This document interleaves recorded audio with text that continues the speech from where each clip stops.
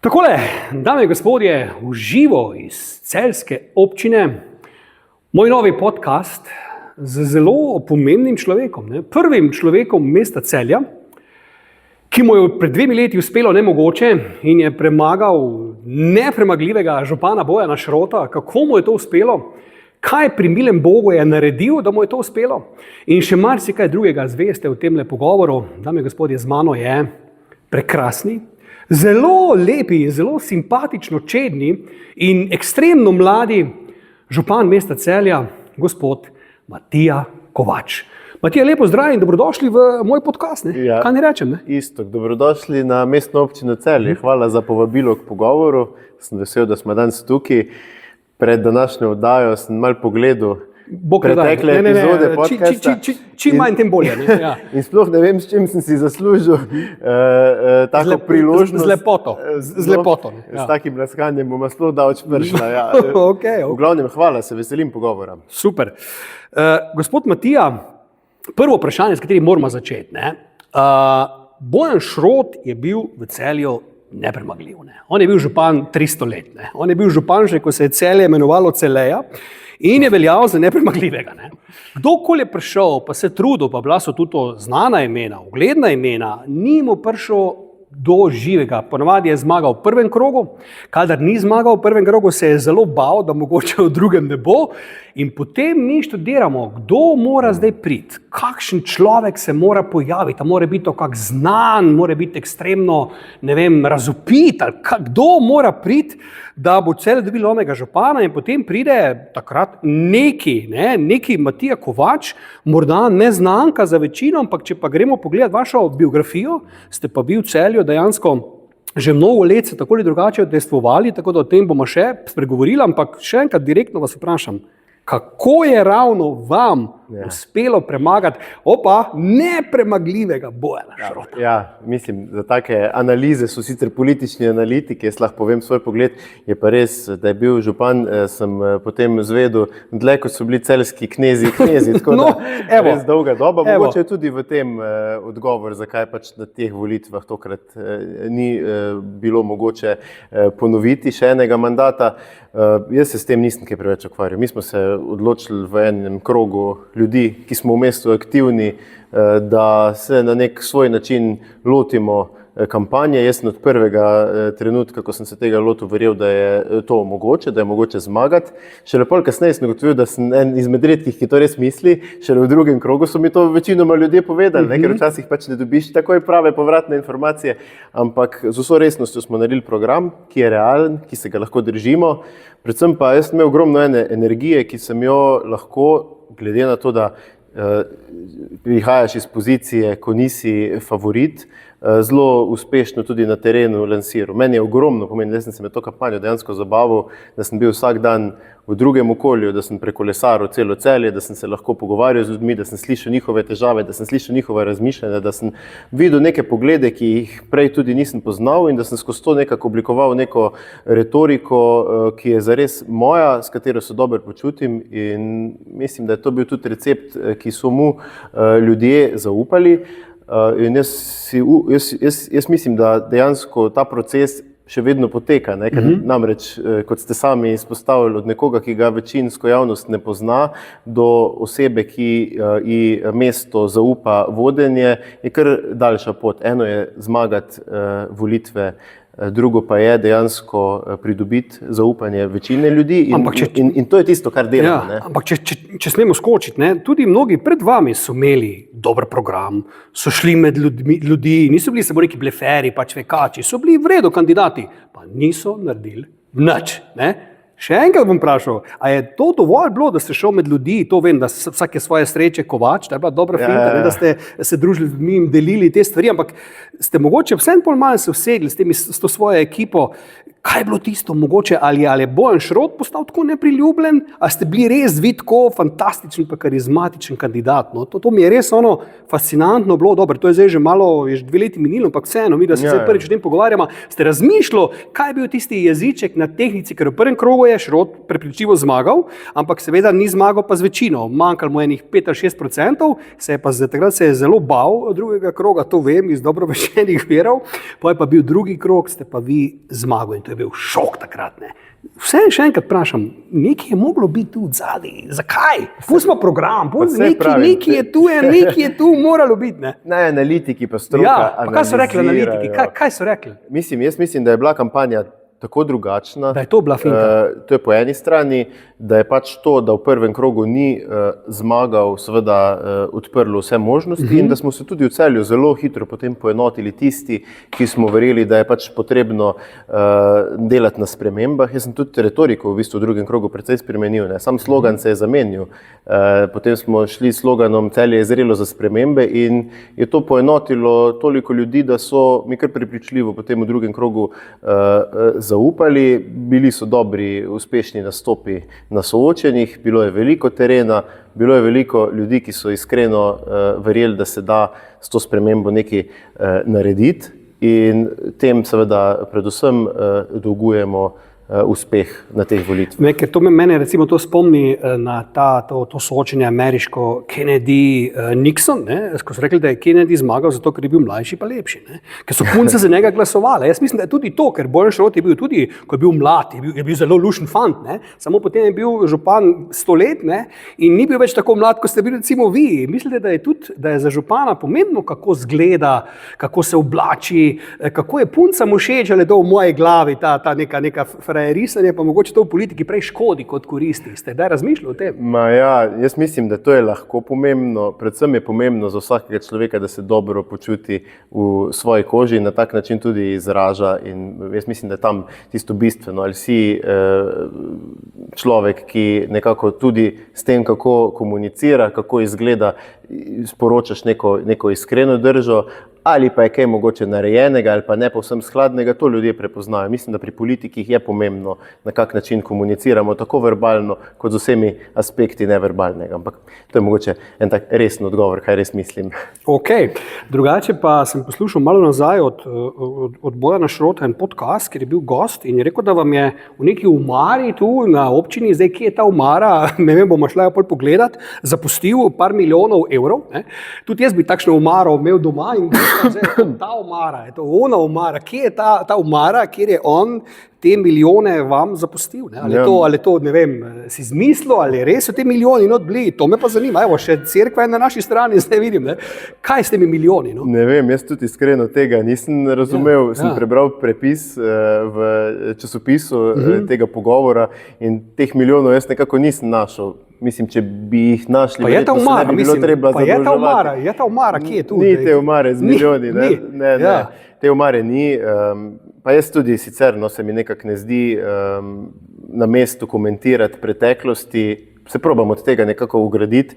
Mi delamo predvsem na tem, kar lahko ponudimo za prihodnost, da se aktiviramo na način, da izboljšujemo stvari v mestu, ne pa se ukvarjamo s tem, kaj je bilo v preteklosti. Je pa res, da nas je marsikaj tu na občini pričakalo, ampak se mi ne zdi potrebno. Nisem niti tega v kampanji na tak način odpiral, niti zdaj, da bi to perilo nekako prav v javnosti. In tudi tokrat ne bom kaj posebej komentiral. Ampak zdaj je po vzoru Donalda Trumpa, ki je izgubil in je potem prišel nazaj, pa je spet zmagal, se tudi govori zdaj, da ne bi v naslednjih volitvah bil Šrot znova vaš protikandidat. Je to, mislim, se bo to res zgodilo, ali se mogoče bojite, da bo tako kot Trump vas premagal, ali dejansko imate to svojo špuro in boste vztrajali, ne vem, še 10-15 let kot župan. Je ta plan, dolgoročni plan, ali ni? Ne, mislim, jaz sem tudi v zvezi z nekimi mandati županovanja vnaprej marsikaj povedal. Jaz mislim, da trajno upravljanje funkcije ne glede na to, da je lahko zelo učinkovito in domačno tako za tistega, ki jo upravlja, kot za njegove volivce, mislim, da ni najboljša opcija, da bi ti mandati nekako morali biti omejeni ali pa vsaj samo omejeni. Tako da jaz sem že pred volitvami rekel, da nekako se vidim v vlogi župana 2 ali 3 mandate, odvisno od seveda realizacije nekih stvari, ki si jih zastavljamo. Je pa seveda zelo pomembno, da je na volitvah primerna konkurenca, da se pogovarjamo o vsebinah, v programih, da je ta politična skupnost aktivna, da imajo tudi drugi kaj vsebinsko za ponuditi, ker s tem v bistvu mi bogatimo to, kar lahko mestu ponudimo. Če bi bilo vse odvisno od razmišljanja ene osebe, ne bi daleč prišli. Tako da o tem, kdo bo kandidiral čez 2 leti, pa kako razmišlja, pa jaz težko sodim, sam vsekakor bom. Ok. Je pa zanimivo mi to, vi ste bil predno ste nastopil na to župansko funkcijo, res, da ste bil tudi mestni svetnik, mislim, da od leta 2014, če sem si prav zapomnil, ampak ste bili recimo arhitekt zelo dober, bil ste tudi kulturnik, producent, recimo vem, da je ta slavna Veronika Deseniška naša, je vaše producentsko delo, kar ni mala stvar, bodimo iskrena. In kaj vas je potem iz teh vod, arhitekturnih vod, iz producentskih vod, torej show biznisa, tako rekoč, vrglo pa zdaj, da ste pa rekel, jaz sem pa zdaj župan, ste hotel zdaj Celje preurediti po svoje, narediti eno veliko zgodbo z tega, ali kaj vas je gnalo, da ste zapustil za en čas te svoj osnovni, rečemo, osnovno špuro, pa da ste šel dejansko v politiko, če gledamo tako. Pa meni se te stvari ne zdijo toliko različne, oziroma so zelo povezane med sabo. Modus, način delovanja je precej podoben. Jaz vse, kar sem delal v življenju, sem nekako delal z veseljem, oziroma me je nek interes potegnil to.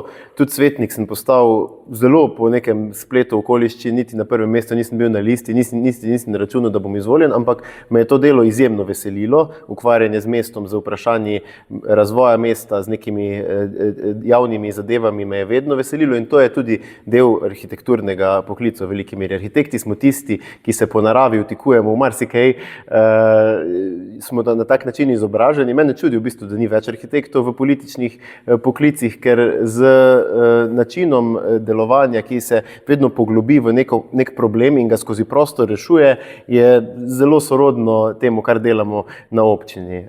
Tako da v bistvu županski poklic je verjetno od vseh političnih poklicov za arhitekta še najbolj primeren. Mi si zelo vizualiziramo prostor, vidimo konkretne projekte, možnosti, razumemo prostorski razvoj, tudi nekaj pravnih aspektov tega, kot je prostorsko načrtovanje, ki je ena velika specifika, ki jo nekako moraš obvladovati v tej funkciji. Tako da se mi zadeve, še posebej pa tudi delo v lokalni skupnosti, ki je bilo vezano na kulturo, nekako sestavljajo v smiselno celoto, ki mi danes pri mojem delu daje eno širino, mogoče včasih tudi pogled z distance, tudi kritičen pogled na delo občine in sem vesel, da imam te izkušnje za sabo, nikakor pa ne pomeni, da se bom v te vode tudi po upravljanju tega poklica vrnil, ampak bo čas in interes pokazal, kaj je tisto. No, če gledam takole ta, recimo Veronika Deseniška, ta orjaški projekt, katerega ste bil producent, zdaj, če v moji glavi producent v ameriškem smislu poskrbi dejansko za celotno produkcijo in za vse,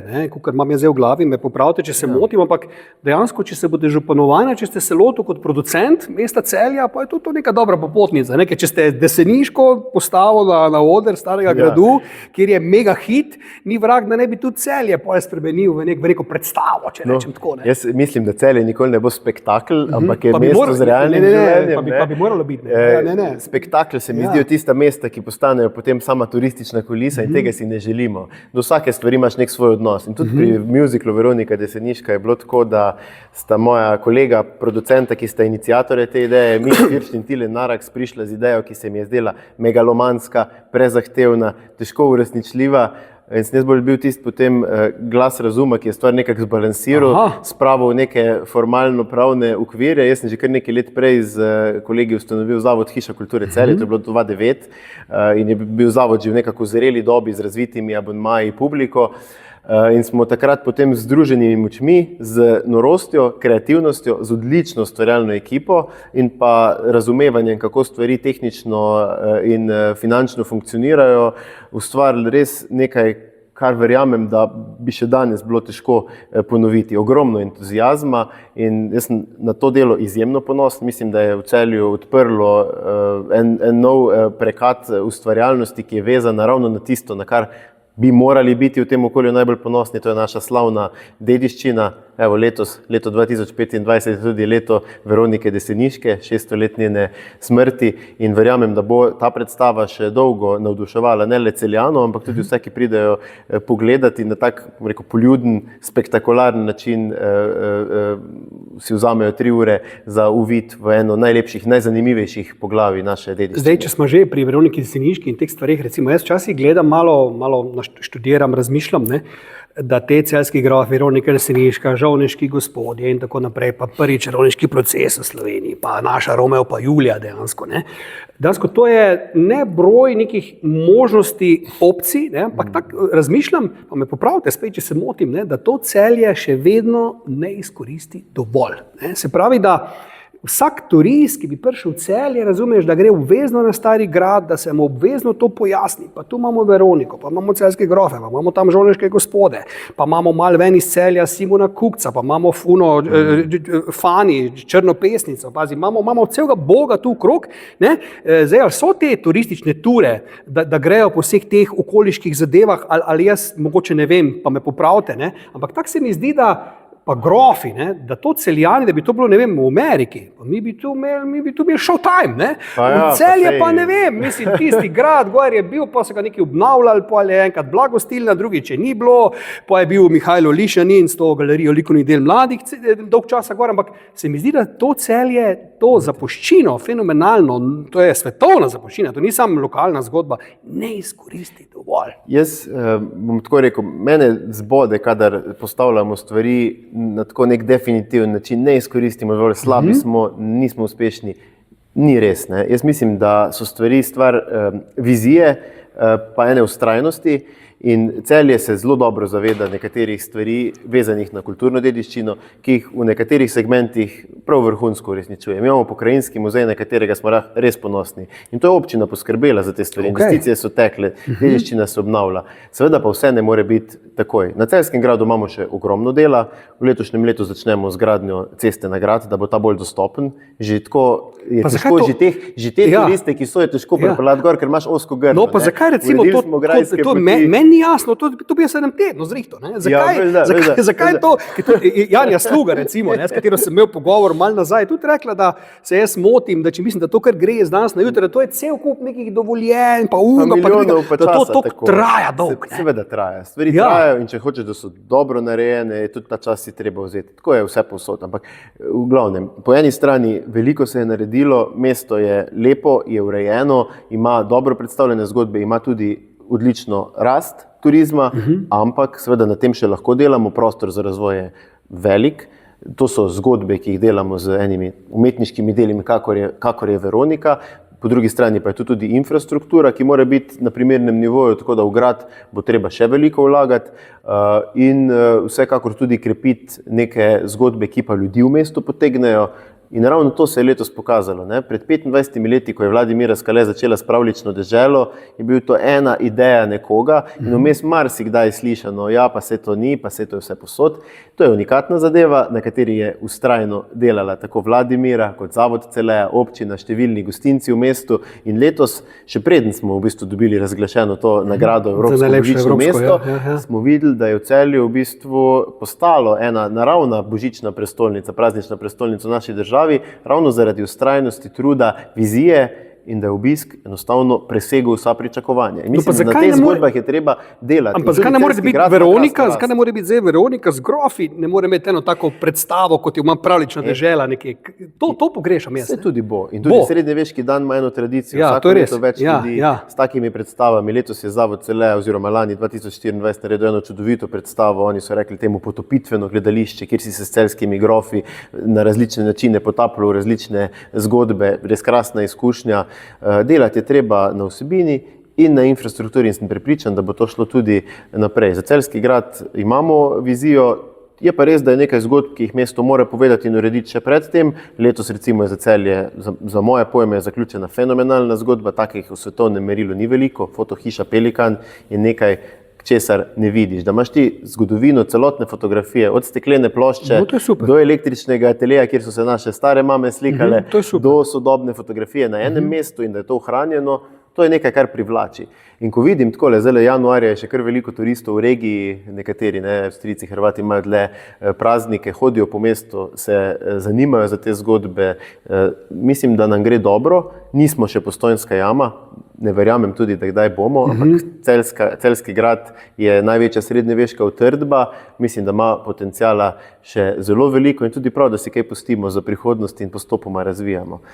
Za nas trenutno na tem področju so glavni projekti Stara grofija, kjer smo začeli s prenovo, uredili dvigalo, prezračevanje, pod Muzejskim trgom so najdene freske, kakršne so, ki so na nivoju tistih v Pompejih, to pomeni res barvita, kvalitetna, motivno močna poslikava, ki se trenutno sestavlja še v Ljubljani v restavratorskem centru, ampak tudi to je nekaj, kar bomo obiskovalcem mesta lahko predstavili res z velikim ponosom. Ti projekti trajajo 5-10 let, najprej dovoljenja, potem sredstva, gradnja in pač do tega prihaja. Vse v pravem času, mesto ima pa tudi določene omejitve. Še vedno smo relativno majhno mesto z zelo velikim srcem in predvsem veliko samozavestjo. To Celjani včasih pozabimo, pa nam drugi povejo, da smo zelo samozavestni in da se zelo cenimo, kar je tudi prav. In verjamem, da na tak način bomo tudi naše zgodbe znali v prihodnje še bolje predstavljati.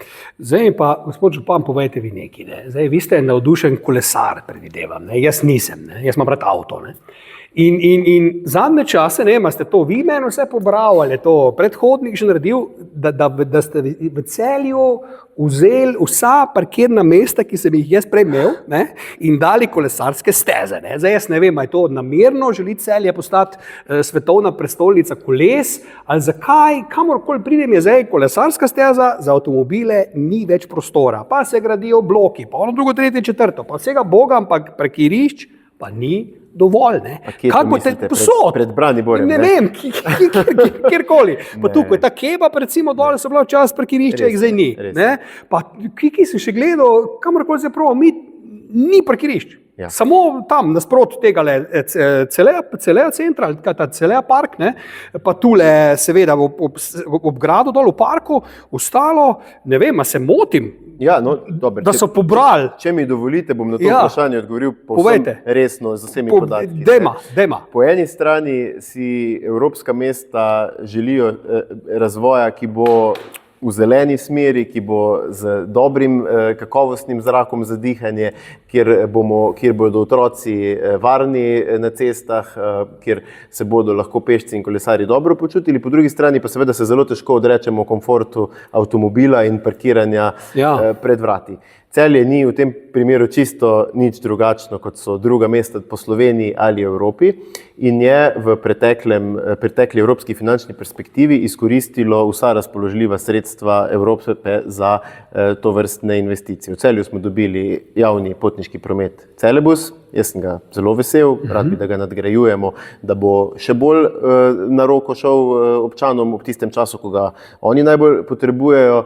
Dobili smo sistem izposoje kolesce, prav tako čudovita zadeva, ki se široko uporablja. In pa dobili smo okoli, ne me preveč natančno za jezik prijetam, mislim, da okoli 40 km kolesarskih povezav znotraj mesta.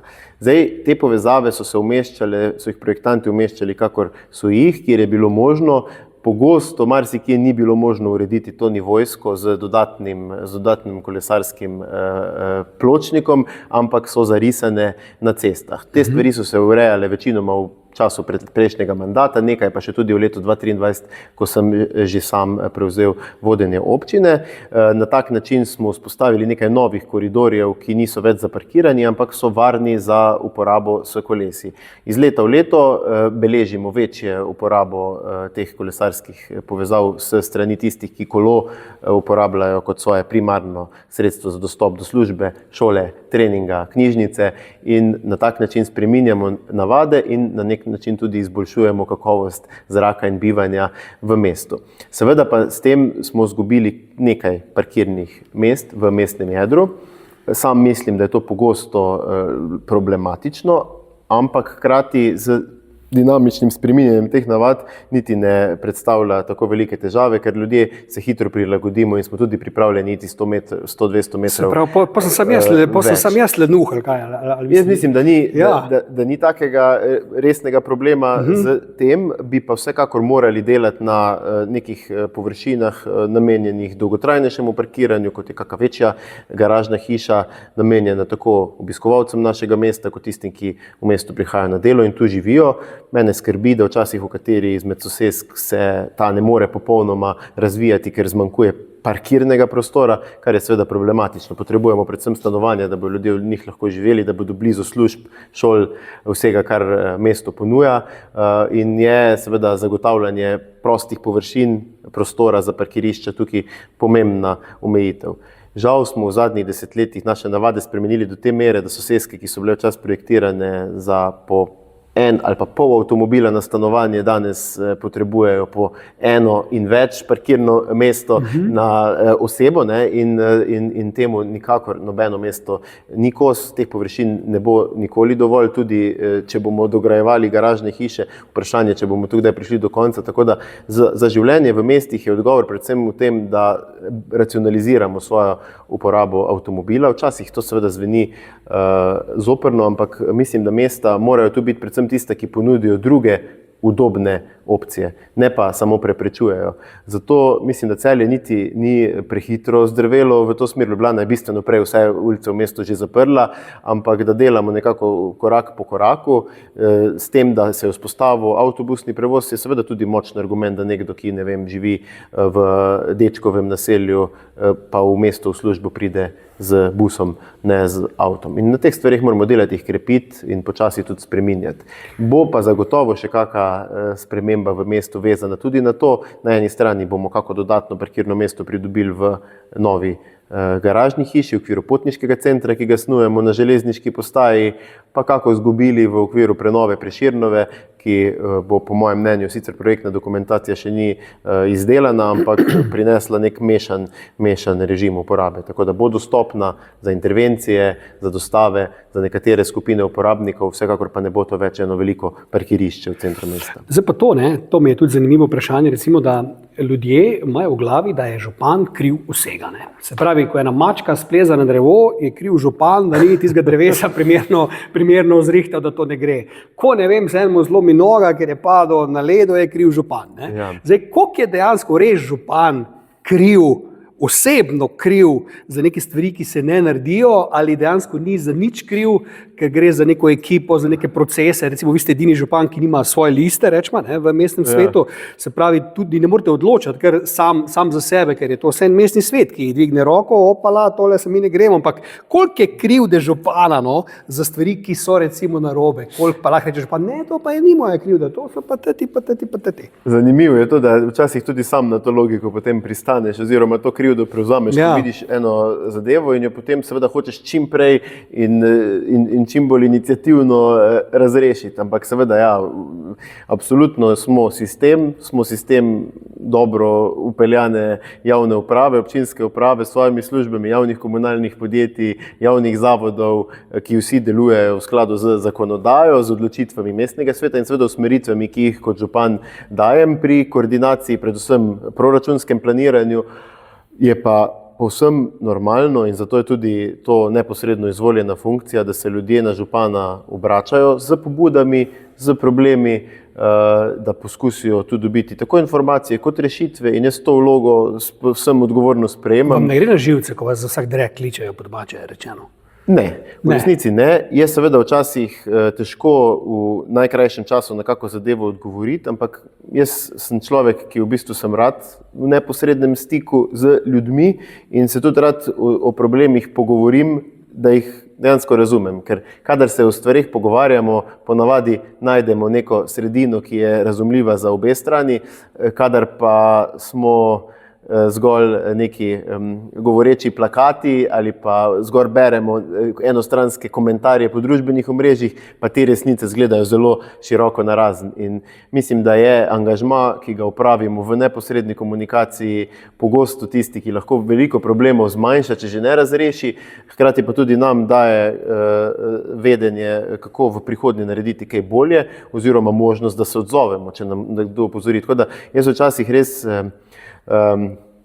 utrujen proti koncu tedna, potem odprem svoje kanale na družbenih omrežjih, kjer med tednom zaradi različnih obveznosti nimam časa biti osebno toliko prisoten in preberem sporočila, se poskusim odzvati, prekršim kako pravico do odklopa komu izmed sodelavcev, ko dam kako nalogo naprej. Se trudim tudi tu, da timing naštimamo potem na ponedeljek zjutraj in na tak način skušam biti v stiku in pomagati, kjer lahko, zato sem izvoljen. Kaj je bila pa najbolj taka trapasta, bom rekel, nek učitek ali želja nekoga, da je prišel in rekel, poslušaj ti mene zdaj, Matija, poslušaj ti mene, ne? Je bilo kaj take, da ste rekel, pa čakaj, ne njemu direktno, pa pol mogoče, ko je šel, pa čakaj, pa komu sneskaj je naredil.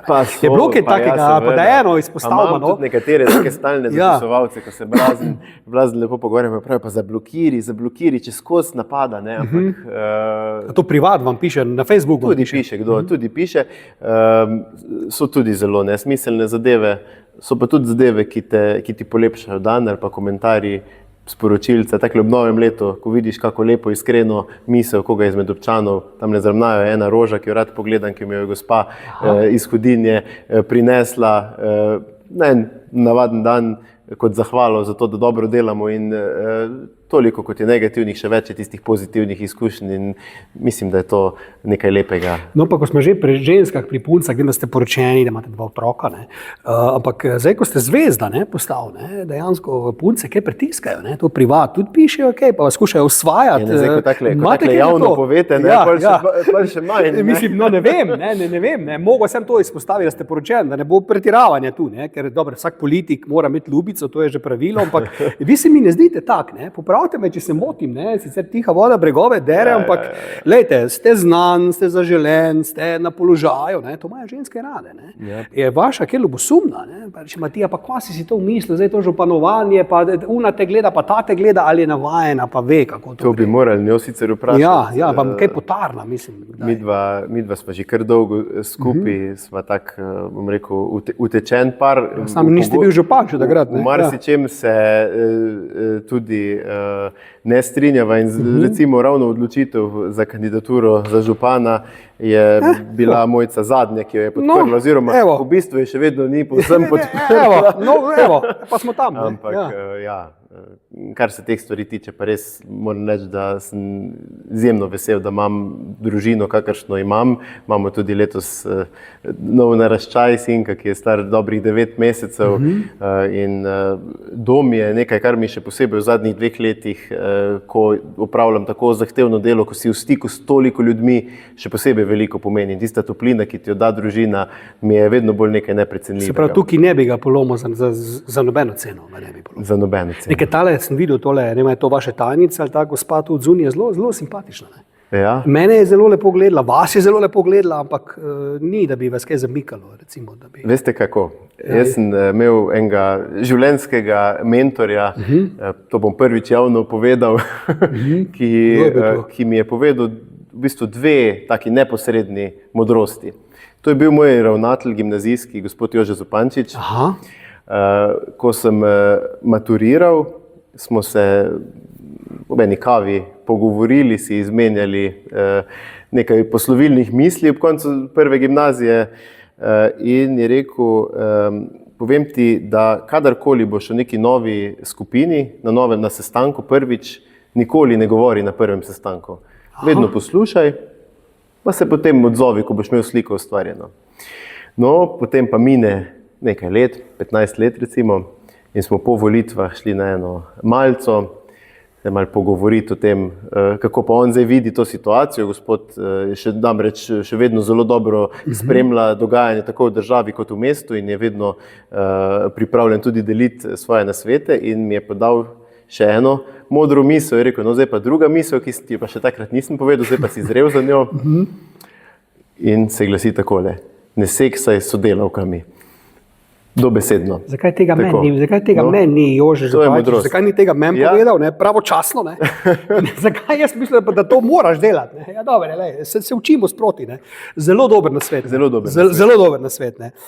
Drugače pa, gospod Matija, tam je tudi zanimivo, sem šel malo v vas brat pa to, ne? Da ste en čas, ko ste bil zelo, zelo mlad, da ste v Moskvo šel, ne? Da ste v Moskvi študiral oziroma upravljal osnovno šolo. Ne? Da se je družina preselila še tja. Zdaj Moskva, verjetno ta hip je bolj osovražena, kot je bila takrat zaradi te preklete vojne, ne? Ampak takrat pa Moskva, predvidevam, da je bila pa čisto lušna metropola. Ne? In kakšne so mogoče te vaše izkušnje s to rusko šolo in s prvimi požirki vodke, recimo? Ti se pa pol bistveno kasneje. Ja, to je eno res tako obdobje, takrat si ga ne bi izbral. Ne? Ti na Pragu, jaz v prvi razred osnovne šole sem šel v Moskvo. Oče je dobil službo za Krko v predstavništvu v Moskvi. Nihče od nas ni govoril niti besede ruskega jezika, ne jaz, ne sestra, ne mama, ne oče, nič. In te dajo tam v klop in nič ne razumeš in pišejo po tabli in pol leta je šlo kar tak mim, ko ena ribica v akvariju. Da smo pol pol se pa naučiš, kot otrok si ko spužva. In sem se jezika v prvem letu toliko naučil, učiteljica je sicer z mano po pouku sedela, pa mi kazala risbice, ne, babuška, deduška, tako, ne, in sem spregovoril in seveda prvih 5 razredov upravljal v Moskvi, stkal neka prijateljstva. Še danes, kadar sem v Moskvi, napišem sporočilo moji prijateljici iz tistega obdobja, me tudi potem v Sloveniji enkrat obiskala. Je pa res, da v zadnjih letih, kljub temu, da je moj oče z družino še vedno v Moskvi, nekako nismo obiskali. Ja, je še vedno. Kar pogrešam ta prostor. Moskva se je v tistih letih, to je bilo leta 96, zelo... To je bil predsednik do takrat? Jelcin je še bil to je bil tisto obdobje, ko je potem Putin prevzel tisti teroristični napadi, ki so bili domnevno orkestrirani v Moskvi. Tako da kar tako težko obdobje, velike tranzicije. Takrat smo kot tujci bili absolutno premožnejši od domačih Moskovčanov, od sošolcev. Potem se je pa to nekaj letih spremenilo od rasti gospodarstva do te, takrat so rekli, novi ruski, so bili te premožni mafici, ki so prišli na različne načine do bogatstva. In je Moskva res postala ena taka evropska metropola, ki je danes nekaj povsem drugega kot takrat. Ampak meni je to obdobje dalo veliko, tudi v smislu pogleda na svet, pogleda na odnose, pogleda na neko multikulturnost, predvsem pa tudi ruskega jezika, ki mi še danes pride pogosto prav. Znate, tekoče rusko govorite? Ja. Jaz takrat kot osnovnošolec sem se jezika dobro naučil, potem seveda v nekaj letih tisto besedišče osnovnošolsko ne zadostuje povsem za vse, ampak se trudim jo prakticirati, imam tudi določene priložnosti govoriti rusko in z veseljem govorim. Je pa res, da ravno na zadnjem soočenju pred volitvami na televiziji Celje, ko je tista napetost že počasi padala, da je voditelj z nekdanjim županom oba vprašal, če z nama kaj povedati v tujem jeziku in smo vsako v svojem tujem jeziku, ampak kaj tako katastrofalnega še pa ni. Kot da bi v sekundi pozabil celotni jezik, ki ga sicer nekako. Ampak to je res zanimivo. Si postavljen takole. Drugače pa rad. Sej moji bratje tudi ne govorijo slovensko, ker so ves čas že v Moskvi, stari so 17, 14 pa 11 let, tako da tudi z njimi po rusko govorim. Kaj pa vodka? Je dobra? Zelo redko posežem po vodki, ampak v Rusiji nekako paše vodka. V Sloveniji pa ne? Ni neka naša pijača to, ne? Imamo mi svoja odlična žganja, piva, vina, mislim, da nam ne manjka ponudbe odličnih alkoholnih pijač. Koliko alkohola lahko župan na dan spije? Ni so kakšna pravila tu? Mislim, v službi načeloma se ne pije, ne? Tako da jaz sem pa ves čas v službi. To je pametno. Ne, seveda tudi nazdravimo. Sploh december je naporen, ko je toliko nekih priložnosti, prireditev, sprejemov. Tako da... To se tudi zrediš lahko dejansko v teh prireditvah, ko ti vsi neko hrano ponujajo, pa kako hodiš. Zdaj vidim, da vi zelo dobro skrbite za svojo postavo. Je to zahtev? Mislim, da vedno nekam hodiš, pa vedno ti nekaj dajo. Ti dajo za piti, ali ti dajo za jesti. Tega je veliko teh sprejemov. Kako se tega, da rečeš, tole pa ne, samo enega bom več, pa ne smem? Ja, se potrudiš. Moja babica je vedno rekla, pri hrani naprej, pri pijači nazaj, pri delu pa stran stopiti, da bo za druge več ostalo. Okej. Ja, vse v zdravi meri. Dobro, ko smo že pri zdravju, ne, gospod Matija, ta zelo glasen skok v ledeno mrzlo Savinjo, ki je bil letos, pa lani, ne, jaz ga seveda povezujem, zato vas vedno izzovem tam, ne, da morate skočiti noč, seveda bolj v šali, ki tudi jaz ne upam, iskreno rečeno. Ne. Tam je bila ena zanimiva pripomba, da ne smete skočiti, ker bi radi župana, ne županjo. Ne. Se pravi, ni to tako enostavno, ne, pa daj pa skoč, pa kaj ti je. Vem, da to ni, če nisi mal nor, sem dobro, si bil v tej Rusiji, ne, sem predvideval, da pa vsem ste mogoče tam spoznali, ker Rusi so pa nori glede tega, ne, ampak bomo kdaj videli, ne, ker Bojan, vem, da je, ko je bil mlajši, je skakal v vodo, pa je plaval, sam ga je pa menda kar zemljo nekaj časa, ne, ampak boste kdaj zbral pogum, jaz osebno ga ne, jaz samo govorim. Ne, večkrat povete, da ga ne. Ne, jaz govorim, zdaj, pusti ti, jaz, če ni voda 28, jaz ne grem v njo, ne. Ampak to sem jaz, ne. Tako je. No. Jaz sicer zadnjič sem poslušal en zanimiv pogovor z Anžetom Logarjem, kjer ga je voditelj tako skoraj obtožil populizma, ko je nekaj podobnega naredil. Ne? Aha, da je to problem. Jaz lahko delam v prostem času, kar hočem, ampak ja, kot javna osebnost zelo hitro hodiš po meji neke všečnosti oziroma občutka, da nekdo nekaj počne zaradi všečnosti. To so zdaj izgovori. Ampak mi dva res vsako leto, zdaj že tretjič, smo imela tale novoletni pogovor. Novoletni duel. Jaz z veseljem pridem na Špico, izjemno cenim to, kar Dušan Konda z ekipo počne. Jaz mislim, da to je ena čudovita tradicija, ki je nastala ob 1. januarju, da se Celjani zberejo, sploh takle, ko je še sončno in podružijo po najdaljši noči. In ne rečem, da mogoče ne bom kdaj poskusil, ampak pri meni so take stvari včasih tudi stvar tistega trenutnega navdiha ali pa jutra. Mogoče pa, če Savinja ne bo tako mrzla kot letos, pa tudi poskusim. Je pa res, da nimam izkušenj z mrzlo vodo. So že bili ljudje, ki so me vabili v podobne variante.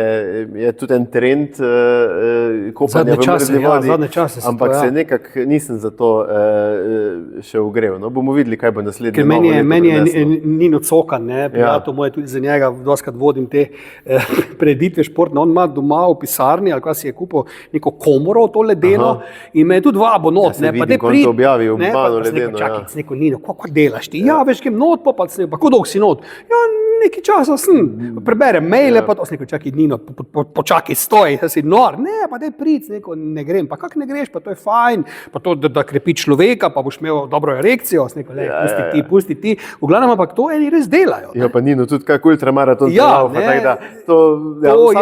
vsakemu svoje. Jaz recimo tudi pod mrzo tuš doma ne grem nikoli, pa ga tudi priporočajo zjutraj.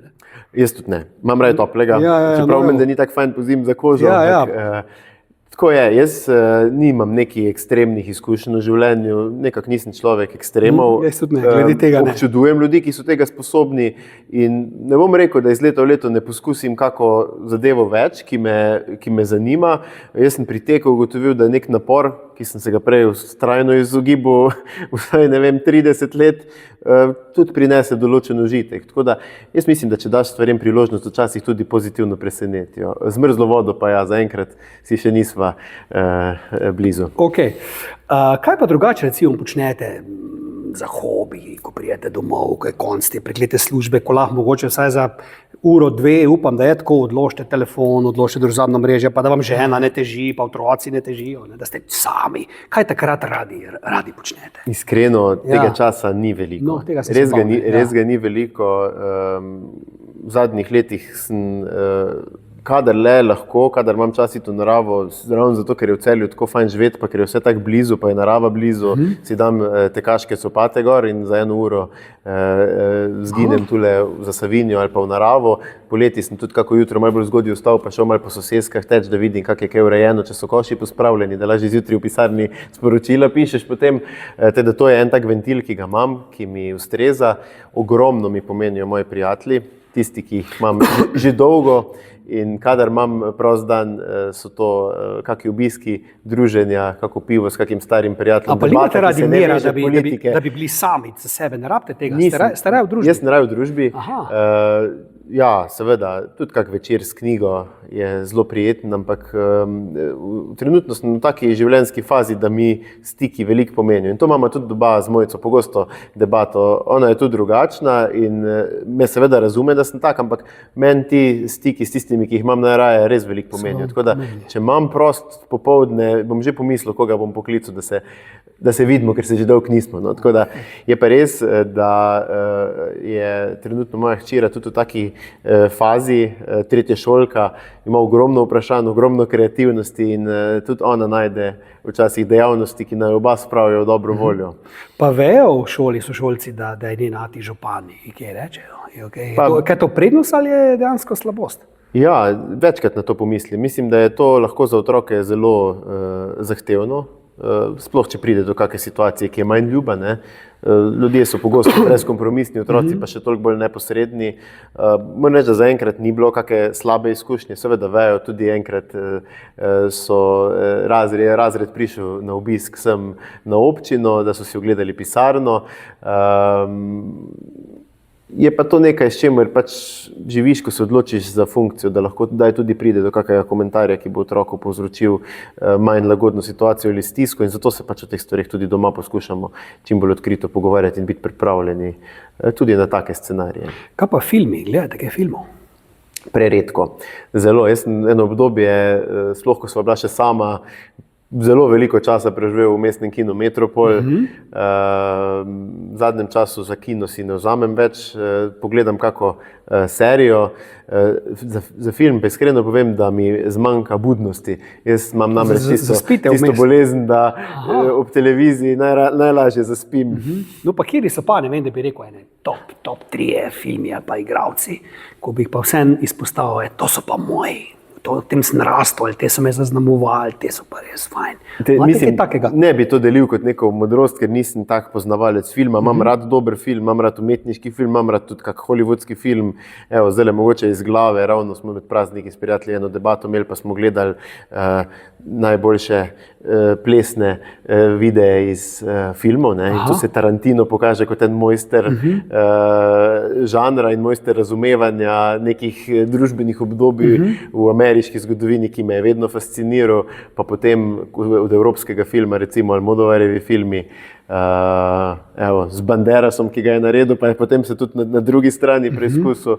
Tole mogoče na hitro. Tudi v slovenskem filmu je nekaj čudovitih izdelkov, sploh v zadnjih letih imamo par avtorjev, ki so krasni, ne? Od Bička, Sonje Prosenc, kaj je bilo nazadnje, da smo se nasmejali. Evo, film Orkester je bil super o godbi Napihala iz Zagorja, tam je nedavno navdušil, me malo spominja tudi naše pobratenje s Ingnom.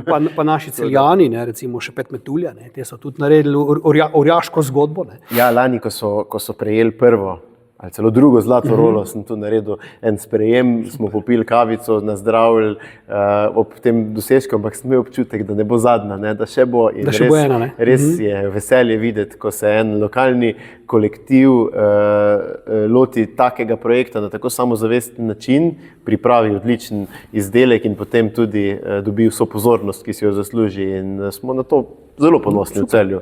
Veste, kjer od vaše te ožje ekipe sodelavcev je bil moj sošolec v srednji šoli? Ne vem. Povejte. In bom povedal še to, da po moji zaslugi je on izdelal letnik glede angleščine, ker je bil totalna nula. Jaz pa po njegovi zaslugi matematiko. In zdaj bom povedal prvič, da jaz sem imel popravca, bi imel, in je on šel pisati matematiko, da bi popravil iz 4 na 5, čeprav tega ni potreboval, samo zato, da je lahko meni malo pomagal, da sem jaz izdelal. To nisem še nikoli povedal, tako da gremo oba v res. To so lepe. Ja, ampak kdo je ta? Ne vem. S prometom, ima veze. Jaz vam zelo težko že starost delujem. S prometom, ima veze. Da bi to bil Klemen? Ne. A še je, upam, da še je, da še je na občini. Miran. Miran Gaberšek. Miran Gaberšek. Ja, no, bi ga kar dol povabila, ampak te dni je na dopustu. Evo, Miran Gaberšek je bil moj sošolc in njegov sin je super. potem igral v Šepetu Metulja stransko vlogo in je tak generacijska zgodba, taka lepa nastala. No. Rekel, Miran, zdaj pa tvoj sin tu nos mene igra. In smo Mene je pa že skrbelo, kako ima za mednarodne odnose. Ne, je kar Miran. Promet pa matematike, to pa gre skupaj. Ja, super. Sigurno. Ne. Kaj pa recimo tale Gregor Deleja, ne, ki je zdaj postal podžupan, so vam kaj zamerili ljudje, no vsega, da niste vi ga poklical ven iz poklica, ampak on je bil vrhunski ravnatelj, ne. Ja. Bil vrhunski pedagog in je šel in je zdaj postal podžupan in mnogi so rekli, pa zakaj, pa škoda, pa to bi mogel župan preprečiti. Tu vas moram popraviti, ni podžupan, ampak je direktor občinske uprave. Pardon. Ja. Gregor Deleja je en izjemen človek, mentor in verjamem, da je s tem, ko je zapustil šolstvo, tam nastala ena vrzel. Še zato, ne? Ampak mislim, da v življenju se stvari vrtijo in razvijajo in da vsak seveda odgovarja za svoje odločitve sam. Gregor je meni kot srednješolcu bil en velik vzor, vedno je dal mladim možnost, da razvijajo svoj potencial v celoti in jih, kot reče moj prijatelj in sodelavec Miha Firšt, vedno dojemal kot odrasle ljudi. In to je nekaj, kar je v pedagoškem poklicu čudovito in res za sabo pušča res številne izjemne talente, ki jih je opolnomočil in so svoj talent razvili. Pa kako to, da je šel iz tega? Jaz se tudi sam jemljem kot enega izmed njegovih takrat varovancev, ki mi je dal pri marsičem krila, sploh pri delu v kulturi. In ko sem se odločil, da kandidiram na lokalnih volitvah, sem najprej poklical Gregorja, s komer takrat nismo tako tesno več sodelovali, vsak v svojem poklicu, ampak še vedno sva si neke bistvene odločitve nekako zaupala in se njih pogovarjala in ga vprašal, kaj o tem meni in ali bi me podprl kot predlagatelj. Takrat je to sprejel, mislim, da je bilo to zahtevno in odgovorno delo. Človek v šoli se na tak način tudi politično izpostavi, kar ni vedno dobro sprejeto. Potem, ko nam je na volitvah uspelo, jaz o tem nisem prej razmišljal, sem ga vprašal, ali bi bil pripravljen z mano iti tudi na občino kot direktor občinske uprave. Vi ste krivi, da je šel on iz pedagoških bod. In ne, da je s težkim srcem sprejel, ampak je sprejel. In mislim, da je to zahtevna odločitev, tudi zelo zahtevno delo, ampak Gregor je človek, ki se ne ustraši izziva, ki ima ogromno energije, bistveno več kot jaz, za obvladovanje velike količine interakcij, komunikacij, odločitev in je pravi človek na pravem mestu za skrb za tako kompleksen sistem, kot je občinska uprava. Včasih se pohecamo, Gregor je po izobrazbi profesor glasbe, zelo netipičen profil za upravljanje službe direktorja občinske uprave, čeprav mislim, da glede na izkušnje z vodenjem tako velikega sistema, kot je gimnazija, z vsemi primernimi referencami, poleg teh vseh zgodb, ki jih je s Hišo kulture, Društvo ljubiteljev umetnosti že prej sam začel in se tule pošalimo, da zdaj pa nimamo direktorja, ampak imamo dirigenta občinske uprave, kar je pravno tako dobro, važno, da smo uglašeni. Drugače pa, Samo Seničar pa je podžupan, to pa imam prav. Imate vi zastonj karto zdaj v tem kinu, ali ne, ali morate plačati vstopnino? Imate vsaj to protekcijo? Ker neki vabil dobim na kulturne dogodke, tako da ponavadi tja, kamor te povabijo, tudi ni potrebno plačati vstopnice. A pa letno karto, vam je dal letno karto? V kino me pa res redko povabi. Zdaj je bilo 20 let kina, me je sicer, ampak pa jaz nisem uspel v tistih dneh. Se pravi, da že dolgo nisem bil tam. Mogoče zato ne vabi, ko ve, da boste prišel. Gospod Matija, to vprašam vsakega svojega gosta, pa bom tudi vas, kdaj ste nazadnje jokali in zakaj? To pa, jaz sem zelo dolgo obdobje v življenju sploh nisem mogel spraviti solz iz sebe. Pač nisem imel te reakcije v sebi. Sem pa v zadnjem obdobju jokal ob 2 smrtih na pogrebu.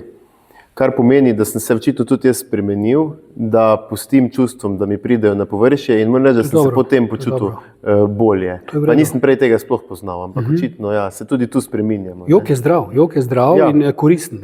Se pravi, nek drugačen občutek. Jaz se kar naprej jokam. Jaz, ko gledam film, se jokam v muziki, novem komadu Jana Plestenjaka sem se jokal, zelo let, ko ga je zdal, ki je vsem strtim srcem ga posvetil in sem se najdel njemu in sem se kar jokal in jokal. Pa sem ga pogledal, Jan, kaj si ti nor, kaj delaš, ne? A veš, skratka, jaz tudi jokam. Treba je spoznavati čustva. No, mene je to presenetilo, ker res nisem imel tega v sebi in ugotoviš, da pač so še plasti sebe, ki jih lahko odkriješ. Dajte mi povedati, mogoče v tem zadnjem delu, predno bova zaključila, ljudje zdaj so zadovoljni z vami kot županom. Kak občutek imate, da vam kaj učitajo, da pa niste to naredil, kaj bi moral, ali da ste naredil več, kot so pričakovali? Dobro, ljudje tak nikoli niso zadovoljni, ne? To je dejstvo. Pak, kaj vam mogoče učitajo, da niste, pa ste rekel, da boste? Je kaj takega? Zdaj tako, jaz zelo težko komentiram, kaj ljudje mislijo. Dobim veliko povratnih informacij, tako pozitivnih kot negativnih, sem jih vesel, kadar so neposredne, težko pa ocenjujem, kako je javno mnenje. Niti nimam zdaj kakšne posebne ankete, ki bi to, mislite, kar bi to pokazala. Ste jim okej ali ne? Jaz mislim, da je marsikdo zadovoljen, so pa tudi ljudje, ki so razočarani. Seveda, s tem se jaz kar ukvarjam, ker se mi zdi pomembno, da razumem, zakaj. Marsikdo je name kot na župana dobesedno nalepo neke svoje projekcije, svoje želje, o katerih jaz nikoli nisem govoril. Jaz se trudim vsak dan, ko upravljam to službo, imeti močan fokus na tisto, za kar verjamem, da je prav, da naredimo za to mesto, in velika večina tega, za kar verjamem, da je prav, je bilo zapisanega tudi v mojem predvolilnem programu. Želim si, da bi ta program realizirali v maksimalni možni meri in pri tem nam gre razmeroma dobro. Glede na to, da smo na polovici mandata, je kar nekaj stvari že ali nastavljenih, da se bodo začele realizirati ali pa realiziranih. Seveda pa je vodenje občine nekaj zelo fleksibilnega, vsak dan prihajajo novi izzivi, v okolju so spremembe, potrebe in na to probamo biti maksimalno odzivni. Ena od takih stvari, ki jih nismo obljubljali, ker te potrebe enostavno nismo videli, je bila obsežna prenova našega nogometnega stadiona, kjer smo morali praktično čez noč narediti projekte, pridobiti sredstva, narediti rebalans proračuna in zagotoviti več kot 2 milijona evrov, da smo to naredili. In seveda, taki projekti terjajo potem toliko več energije, ker nimaš časa jih pripravljati dlje in skladno s tisto vizijo, ki jo imaš, so pa ravno tako pomembni. In jaz bom vedno zagovarjal, da kadar je v okolju nekaj, kar se pokaže kot nujno in potrebno, lahko to tudi preglasi kako obljubo, ki si jo dal volivcem, če je to le smotrno in potrebno. Ampak zaenkrat lahko rečem, da tisto, kar smo si zastavili, tudi dobro izvajamo, tudi tisto, kar smo se dogovorili z skupinami v mestnem svetu, nam gre v skladu z plani. Bo pa seveda čas pred volitvami tisti, ko bomo lahko naredili inventuro in tudi presodili, ali so ti ukrepi, ki jih izvajamo, pripeljali do ustreznih učinkov. V Celju so teme, s katerimi se bomo ukvarjali še dolgo in jih je potrebno zato naslavljati celovito in z nekim bolj trajnim pristopom. Na eni strani je to naša kakovost zraka in okolja, tu hitrih odgovorov ni, moramo pa na njih delati.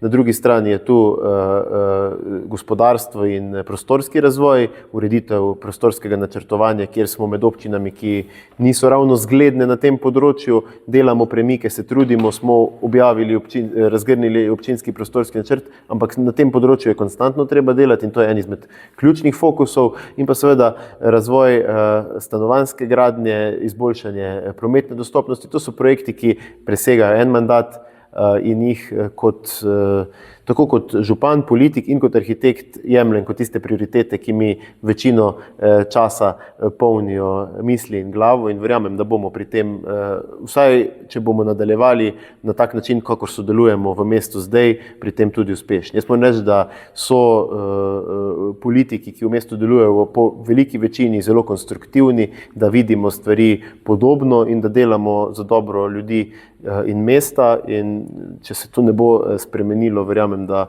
bomo tudi cilje izpolnili. Koliko selfijev pa avtogramov ste dal, odkar ste župan? Pa komu največ? Selfiji sem slab, ko mi nekako to... Ne znate delati? Ja, nekako to ne znam. To vas moram jaz naučiti. Ja. Vas bom jaz naučil. Avtogramov ne. praktično ne. Ne, puncam nič. Veste pa, da sem kar pogosto kako sliko objavim. Mislim, da so družbena omrežja pomemben medij za komunikacijo. Vesel sem, da delam tukaj tudi z dobro ekipo, ki skrbi za te vsebine. Pa sami rihtate Facebook ali vam drug rihta to? Facebook ureja naša PR služba.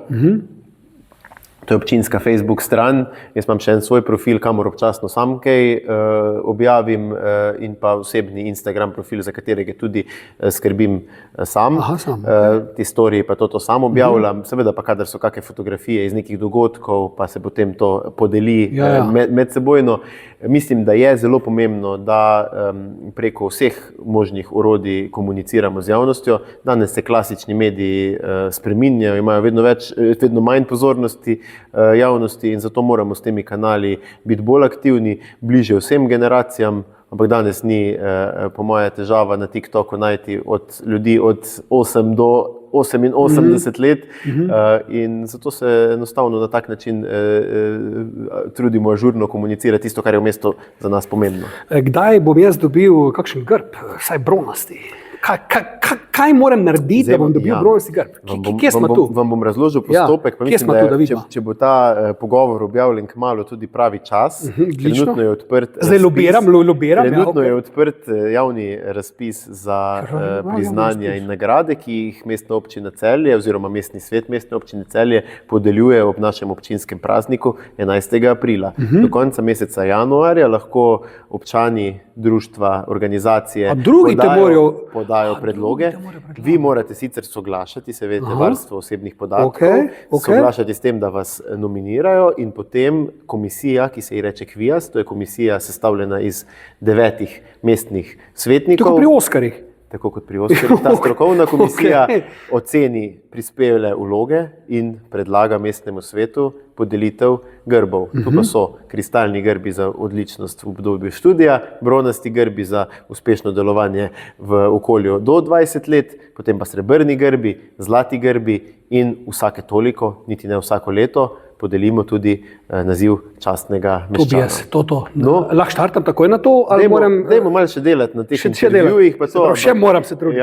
Ja, mislim, da se odlično razvijate kot medijska osebnost in da če boste vztrajali naprej, tudi do tega položaja lahko pridete. Je pa to ponavadi za ljudi, ki so že po izteku svoje aktivne kariere. Kaj pa neko priznanje za doprinos k dvigu spolne ozaveščenosti? Recimo. Da bi to neko posebno nagrado dobil, recimo. Je to opcija? Vsaj to, no? A bi mislite, da bi morali še kak dodaten grb? Ja, seveda. Rdeči grb, recimo, ali kaj takega podeliti? Rdeči grb. Za dvig spolne ozaveščenosti. Rdeči grb. Bomo se pogovorili v okviru mestnega sveta.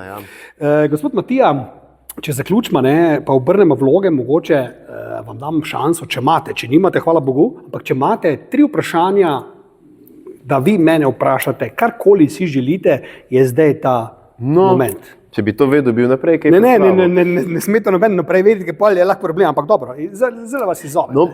Jaz sem sicer kar precej mlajši od vas, tako da ne morem reči, da sem vas celo kariero spremljal, ampak vsekakor mi je fascinantno, na kak način se z erotičnimi temami, spolnostjo ukvarjate. Kdaj in na kak način ste začeli s temi temami ukvarjati? To je v bistvu, se mi zdi, da je skozi v meni, ta nek drive ženske, erotika in tak naprej.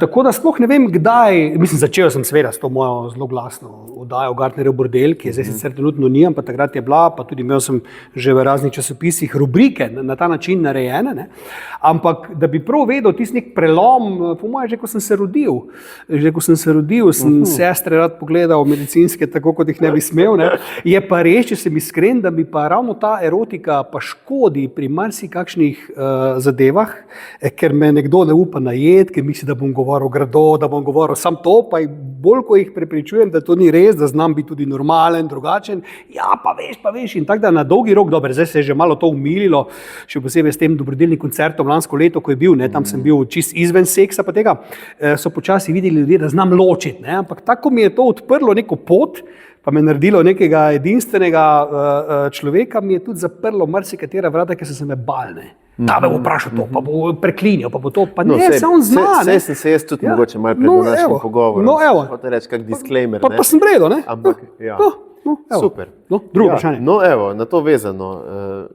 Všeč mi je, da ste postali del ponudbe našega lokalnega radia Fantasy. Mislim, da je to ena dobra pridobitev za ta medij. Kako pa vidite prihodnost svoje kariere? Se bolj usmirjate v nastope na odru, moderiranje ali v medijih? Zdaj, jaz sem začel kariero na radio, ne? Na Radio Celje takrat, ne? Je bila ena huda oddaja, pa na Radio Rogla, pa še marsikje, pa sem šel pa na televizijo, ne? Ker je radio me omejeval, ker jaz se rad kažem. Ne? Radio samo govoriš, pa je postal pa radio interaktiven medij, ampak Fantasy ni tako interaktiven kot nekateri drugi radiji, ne? Ampak mi je pa bil izziv, ne? Zelo dober, smo to zgodbo dejansko ravno zaradi tega koncerta lanskoletnega odpeljali, ne? In smo se dobili na enem sestanku, dveh beseda je dala besedo in dejansko sem se vrnil k izvirnem grehu, ne? Torej nazaj na radio, kjer se zelo fajn počutim, ne? Bom rekel kot neko dodatno vrednost, ne? Zdaj bi prav rekel, da pa zdaj sam na radio vstal, itak me vleče nazaj na televizijo, pa dober na odru se počutim najboljš kot povezovalec, kot moderator, ampak ne bi rabo pa zdaj radija dati na stran zaradi tega, se lahko delam več stvari hkrati, ne? Tako da mislim, da je radio, ta moja osnovna prva ljubezen je bila in kot kaže, je še vedno tako, da fajn. Pa tudi vidim, da Radio Fantasy, ki je že dolgo let na sceni, pa ko sem to povedal, objavil, so bili komentarji, kot da sem prišel na CNN, pa BBC, ja, ne? No, se to pa, pa čakaj malo, pa vete vi, ki vse sem že jaz bil. Ne, sem to je Fantasy. To sem rekel, lej, fajn, ne? Fajn, super. Ja. V glavnem zaenkrat ne boste kandidirali za kako oddajo na nacionalki svojo? Ne, zaenkrat ne. Bom pa kandidiral za župana čez 2 leti, tako da se pripravite, da boste zgubili. Ker če pa isto Gartner kandidira, pa nima noben šans. To ste me pa zdaj pustili brez besed. Sploh ne vem, če vam bom tretje vprašanje postavil. Ne, mislim, nima noben, ne želite si moje kandidature. Ne. Jaz sem vesel vsake debate. Ne bom. Bile so neke ideje, bolj kot štos, kot showmakerstvo za predsednika Slovenije. Ne. Pa se pa nisem odločil za to zgodbo, ker vse ne rabiš podpise zbrati. Se moraš iti in moraš res iti na teren. Ni enostavno, jaz vam povem, jaz sem s podpisi kandidiral, ampak je pa druga plat tega, da pa se marsikaj spoznaš, marsikaj vidiš, da kak mesec na ulici preživeti je včasih zelo koristno za uvid v svet. Zato. No pa še tretje vprašanje. No, dajma. Kaj bo zdaj, ne vprašam. Jaz kot župan se zelo zanimam za urbana okolja, primerjam. Me zanima, katero je vaše najljubše mesto? Mesto kot mesto. Zdaj Hollywood ne morem reči, ker ne živim tam. Ne, bom rekel, Celje je meni zelo ljubo mesto, ne? Ampak Celje je vedno, zdaj lahko imam jaz tak občutek, ne? Da Celje premalokrat podpre svoje ljudi. Ne? To jaz opažam skozi vso to mojo kariero. Ne? Se pravi, boljši je ko je v Ljubljani, boljši je ko je v Mariboru. Tako da se mi zdi, da Celjani premalo cenimo svoje medijske ustvarjalce. Ne? Pa ne te, ki so šli pa v Ljubljano, ki delajo v samem Celju. Ne? Da tu imam nek tak občutek, da pride do neke fovšije, do nekega čudnega sistema, namesto da bi te podprli, ti prej kakšno poleno raje vržejo pod noge, da tu bi moralo Celje malo na tem delati, drugače pa Celje kot mesto je meni všeč zato, ker je ravno prav veliko in ravno prav malo istočasno, da se ne zgubiš, ne? Ker Ljubljana, tam pa res ne moreš parkirati. Jaz sovražim Ljubljano zato, ker tam pa res, ko manj kaj v Ljubljani, mene trofi kap že en mesec prej, ko vem, kam bom zdaj šel, kje bom parkiral, kaj bom naredil, ne? Pa ni Ljubljana nič proti kakšnim velemestom evropskim, ne? Ampak Celje mi je ravno prav, da se dobro znajdem. Je pa res mogoče, če vas pa izzovem ob koncu, ne? Kaj se pa dogaja s celjskim nočnim življenjem? To vi meni zdaj povejte. Ne? Pa pustimo zdaj, da je prireditev, da je koncert. Ne, da imam jaz 2 prijatelja, pa rečem, danes pa grem ven. Sobota je, nič nas ne zanima, kje je kaj. Vse je zaprto, kam lahko grem? No. Kaj se je zgodilo? Dobro, diskoteke so šle k vragu, ker je šla diskotečna kultura, bolj kot ne k vragu, ker so pač veselice in tako naprej, ne? Ampak Celje nasplošno po noči, je to vikend med tednom sploh, Zdaj, december je bil super, ko je bil veseli december, so bili koncerti obiskani, ampak drugače, to sem že vprašal tudi prejšnjega župana, pa je nekaj zmuto in no, kaj? Tukaj, meni se to zdi zelo pomembna tema. Ja, kje smo tu? Mesto rabi življenje lahko damo pač ljudje, ki mesto uporabljamo. Zdaj, če lahko mi uporabljamo kafiče, pa mestno dnevno sobo glavnega trga, verjamem, da tudi nočno življenje lahko v tem mestu uživimo. Seveda to ni odvisno samo od občine, ampak je pač predvsem od neke gostinske pobude.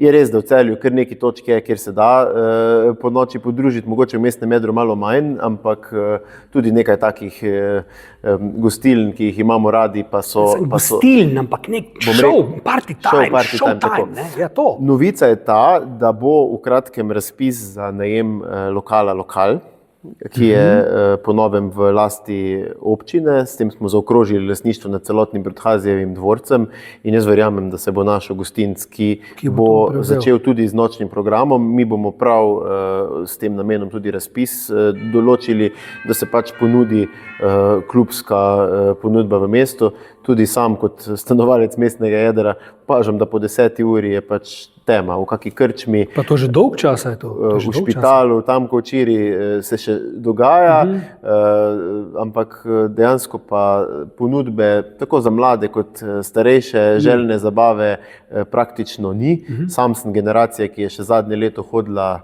v srednji šoli v klub, pa potem underground, pa music, pa ne vem. No, jaz sem bil bolj za Casablanco. Cel kup lokalov je bilo tudi v mestnem jedru in po kadilskem zakonu praktično nič od tega ni preživelo. Tako da je Celje, kar se tega tiče, kar eni taki temnejši dobi. Za nas je zelo pomemben projekt, ki ga sami delamo in ga bomo kmalu tudi začeli fizično izvajati. Zdaj je sprojektiran, imamo pridobljeno gradbeno dovoljenje, imamo pridobljena sredstva in to je prenova Kajuhovega doma, ki bo postal dom ustvarjalnih skupnosti. To bo hiša, ki bo namenjena tako nekim ustvarjalnim praksam, od ljubiteljskih društev do umetnikov, do kreativnih podjetnikov. Notri bo tudi baza tega projekta Magnet, ki smo ga zdaj pridobili, ki se bo ukvarjal ravno s tem problematiko bega možganov oziroma bega neke ustvarjalne populacije iz mesta. In tudi v tej stavbi bo v pritličju ena kavarna, ki bo povezovala s kakim programom, z odrom vse te ustvarjalce, ki bojo tam. Tako da verjamem, da bomo pridobili tudi v mesto še kako prizorišče za malo bolj živo večerno preživljanje časa, ki bo imel tudi svoj program. Na vse zadnje se je zaprl tudi zadnji nočni klub, ga tudi ni več. Ne?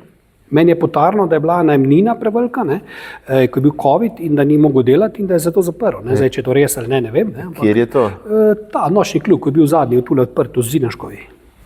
Verjetno, se ne vem čisto lastniško, kako je, to je zasebna stavba. Mislim, da, res je, po koroni se ni odprla. Tudi okoli so se tudi zaprli. No pa kaj mislite, Gosposka ulica? Bi bolj živela brez avto ali z avti? Tukaj bi bilo pa bolj brez, ko je taka oska. Mislim, da bi en del, vse nekaj bi lahko ostal parking, ampak tam, ko je tako osko, jaz mislim, da tisti lokali imajo ravno to težavo, da odpreš vrata, pa si že v enem zadnjem sedežu. Tukaj imate prav, če bomo še pa tam vzeli parkirišče, bo pa še huj. Kaj si damo midva eno tako novoletno zaobljubo? Ja, kako, da bomo nočne klube odprli? Vi začnete kolesariti, jaz poskočim v mrzlo Savinjo. Bi jaz začel kolesariti. Samo bom spremljal. Kje ste mene najdel? No, vse ni treba zdaj pred kamero povedati. Kje ste mene najdel zdaj s kolesom?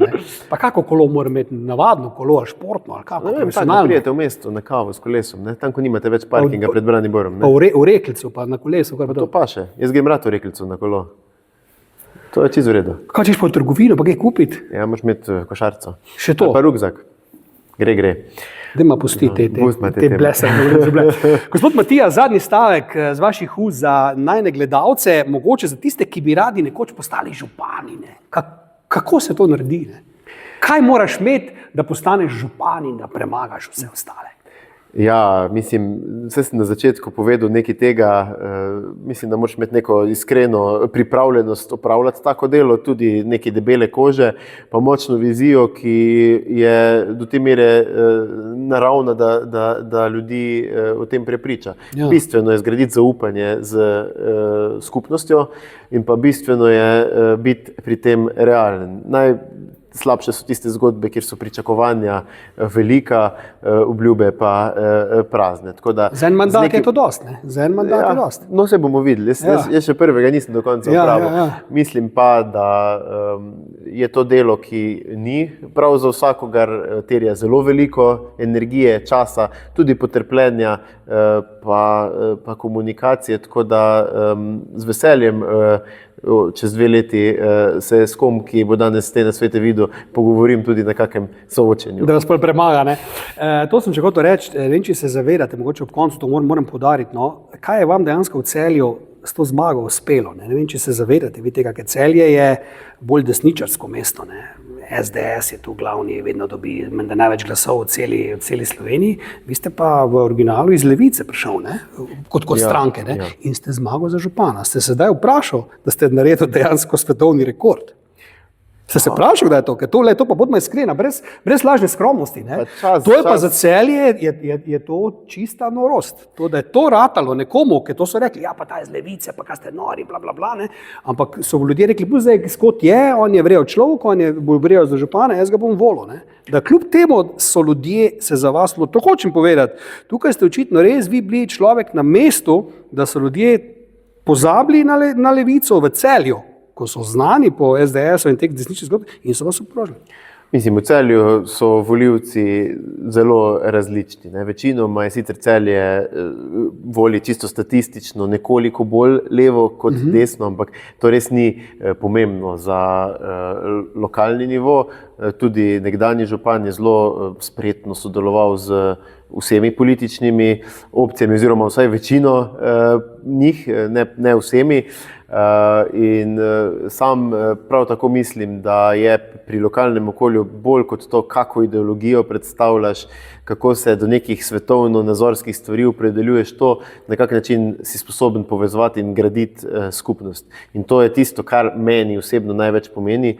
To je tudi tisto, kar je meni kot svetniku in članu stranke Levica največ pomenilo pri politikah, ki smo jih zagovarjali, in na tem temeljim. Zdaj, ljudje se pa lahko sami prepričajo, na kak način delujemo. Jaz mislim, da delujemo predvsem v duhu tega, da slišimo in postavljamo sisteme, ki bodo blizu ljudem in spreminjajoči se družbi, da smo nekako naravnani v razvoj Celja kot močnega regionalnega središča, kar je ena izmed prvih naših prioritet, in pa da razmišljamo o okolju, tako tistem življenjskem kot naravnem, na trajnostni način. Da moramo tu nekaj pustiti tudi za naše otroke, da bodo tudi oni lahko v tem okolju se zdravo, zadovoljno in srečno razvijali, kot smo se mi. In to so tiste neka politična načela, ki jih tukaj izpostavljamo in ki so edina v bistvu relevantna. Zdaj, če ste že izpostavili to moje erotično udejstvovanje, pa moramo vseeno zaključiti v tem stilu, predno če zaključimo. Kolikrat na mesec mora župan seksati, da ostane župan? Evo, to je pa zadnje vprašanje. Ja, to je pa tisto vprašanje, na katerega župan ne odgovori. Pa smo tam, ne? Gospod Matija Kovač, veselilo me je, ostanite župan še naprej. Gospod Gartner, hvala lepa za povabilo, res sem bil nekoliko presenečen, nisem tipičen profil gosta vašega podcasta, ampak z veseljem, tako kot ste sami rekli, podpiramo Celjane, ki delajo presežek v lokalnem medijskem prostoru, in hvala vam za to, kar počnete v Celju. Hvala lepa. Dame in gospodje, to je bil celjski župan Matija Kovač, kot ste videli, en zelo simpatičen in vrel človek. Jaz predvidevam in držim pesti, da bo uspešno upravil ta mandat in da bo zmagal še en mandat. To bi se spodobilo, da 2 mandata si, da pokažeš, kaj znaš. Drugače pa kaj ne rečem, zdaj po županu pa kar problem, koga povabiti. Ampak bomo se potrudili. Uživite, držite se in to je to.